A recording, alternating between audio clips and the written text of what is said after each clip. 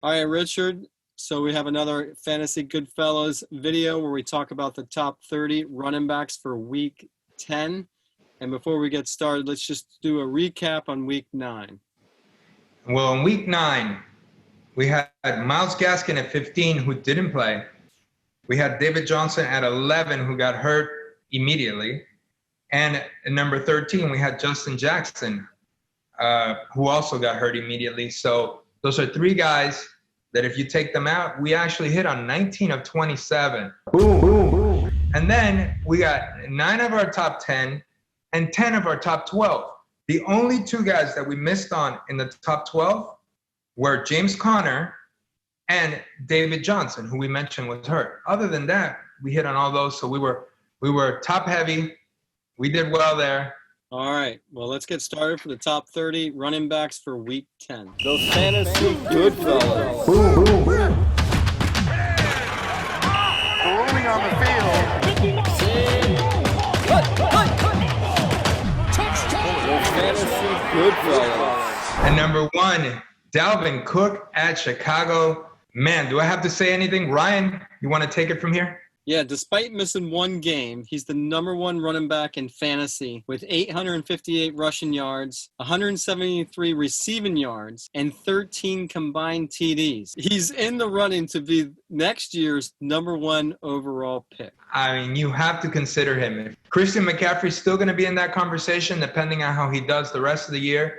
But right now, Dalvin Cook dominating fantasy. And number 2, Alvin Kamara, home against San Francisco. And number 3, Derrick Henry, home against Indianapolis. Tough defense, but he gets the touches. Ryan, what do you have to say? Yeah, this is going to be an interesting matchup. He's going against Indianapolis, who has the 3rd best rushing defense in the league. But Derrick Henry, I mean, he just gets touched. And number 4, Aaron Jones, home against Jacksonville. Hopefully he's 100% and can have a nice Aaron Jones 50-point performance. And number 5, James Robinson at Green Bay. James Robinson. Wow. Ryan, what do you have to say? He's the 4th running back in standard leagues. He has 580 rushing yards, 225 receiving yards, and 7 combined TDs. I consider James Robinson a kingmaker, basically because he was either drafted very late or not at all. Someone picks him up as a free agent, and when you get first-round production from a player like that, I mean, that's usually what decides a league. I think all James Robinson owners are sitting pretty right now. At number 6, Nick Chubb, home against Houston. Boom, boom, boom. Nick Chubb is looking good in practice. It looks like he's back. Cleveland loves to run. Give him the ball 20 times. We'll see what he can do. At number 7, Miles Sanders at the New York Giants. We think Miles Sanders is going to do major damage against the Giants. At number 8, James Conner, home against Cincinnati. This is a good matchup, even though he just came off a horrible week. We expect him to rebound. Number 9, Josh Jacobs, home against Denver. He's averaging 3.6 yards per carry. Not very good, but he does get the volume. We'll see if he can pick it up. And number 10, Chase Edmonds, home against Buffalo. Got 25 carries this week. Anyways, Ryan,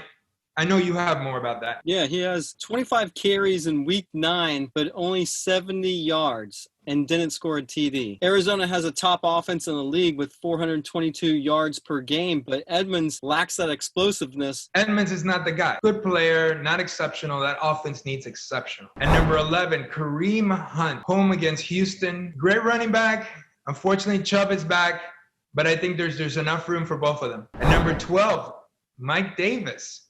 He's back because McCaffrey injured his shoulder. He may miss this game. If he doesn't, we'll slot McCaffrey right in here at number 12. But for now, we have Mike Davis. At number 13, we got another combo pick. If Mark Ingram plays, Mark Ingram is here at 13. But for now, we have J.K. Dobbins at New England. And number 14, Darrell Henderson, home against Seattle. Hopefully, he wasn't too banged up against the Dolphins. And if he holds his usual spot on this offense against this horrible Seattle defense, he's going to do well. At 15, DeAndre Swift, home against Washington. I mean, we don't know what Matt Patricia wants to do with DeAndre Swift, right? One week he gives him a lot of touches. Next week he doesn't. At 16, Antonio Gibson at Detroit. Gibson is Washington's number 1 guy. That's all. At 17, Giovanni Bernard at Pittsburgh. Tough matchup, but Joe Burrow is going to pass a lot to keep up with Ben Roethlisberger. And Giovanni Bernard if anything, is a good pass catcher. At number 18, Zach Moss at Arizona. He looks to be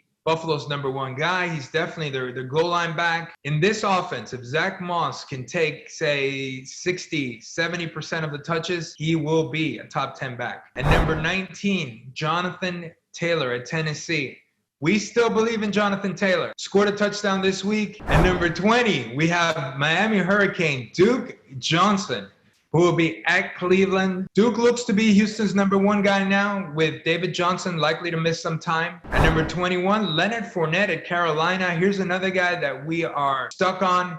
He had a bad game last week, as did all Tampa Bay offense. But we expect Leonard Fournette to rebound, and we think he is the clear-cut number one guy now in Tampa. At number 22, we have Gus Edwards, unless Mark Ingram plays. And then we'll have J.K. Dobbins here.